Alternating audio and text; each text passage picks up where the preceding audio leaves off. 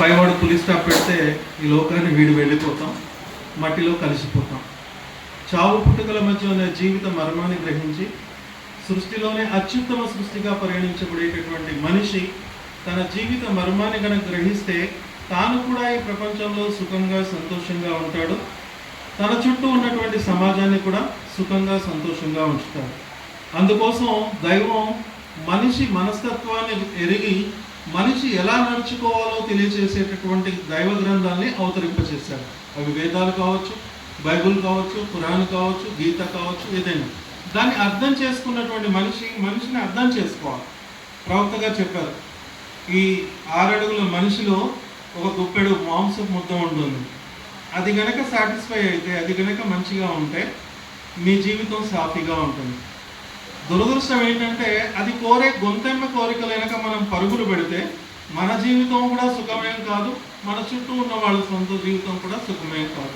కనుక ఆ గుప్పెడు మనసును మీరు సంతోషపరచడానికి ప్రయత్నం చేయాలి.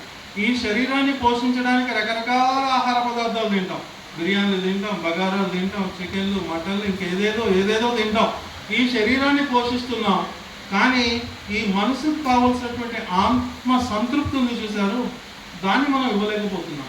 అవి ఏమిస్తాయి అని అంటే ఇలాంటి సమావేశాల్లో దైవ గ్రంథాల యొక్క బోధన ఏదైతే ఉందో దాన్ని తెలుసుకొని తదనుగుణంగా మనం జీవించినప్పుడు జీవితం సుఖమయమవుతుంది, శాంతిమయమవుతుంది.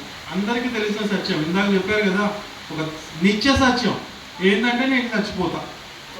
ఇది అందరికీ తెలుసు, కానీ ఇవాళ చచ్చిపోను, రేపు చచ్చిపోను, ఇంకా పెళ్ళైన తర్వాత, పిల్లలైన తర్వాత, వాళ్ళని చదివించిన తర్వాత, వాళ్ళ బిల్డింగ్ కట్టిన తర్వాత, కార్లు కొన్న తర్వాత ఇంకెప్పుడో ఎప్పుడో ఎప్పుడో అనుకుంటూ ఉంటాం, కానీ మధ్యలోనే వెళ్ళిపోతాం.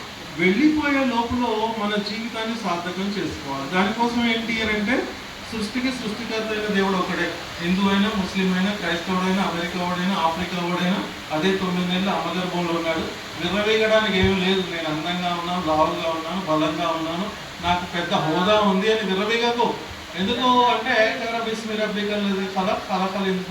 అలా జ్ఞానాన్ని ఆర్జించు, తెలుసుకో. మనిషిగా నీకు ఇచ్చినటువంటి జ్ఞానాన్ని ఉపయోగించి నిన్ను పేరుకుపోయినటువంటి ఒక రక్తపు మాంసపు ముద్దతో నేను సృష్టించాను.